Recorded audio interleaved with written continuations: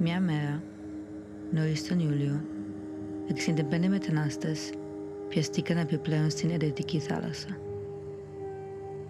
στην ακτή της Κροατίας.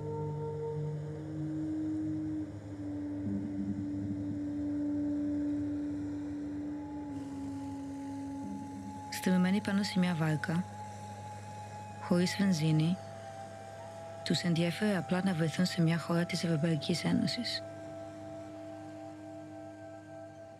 Σύντομα, βρεθήκαν στο Ντουμπρόβνικ, το πιο τουριστικό μέρος της Κροατίας.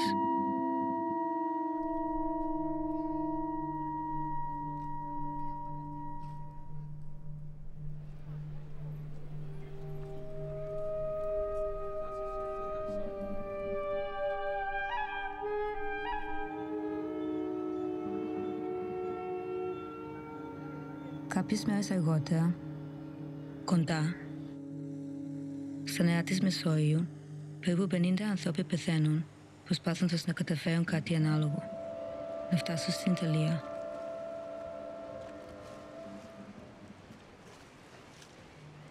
Ο 25χρονος Άμπας, ο μόνος επιζώντας, δίνει διαφορετικές ιστορίες για το ταξίδι τους από την Τουνησία.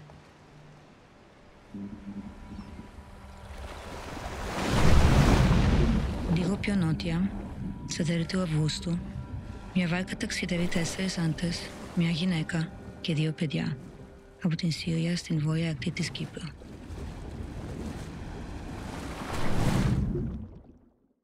Κανένας δεν επέζησε.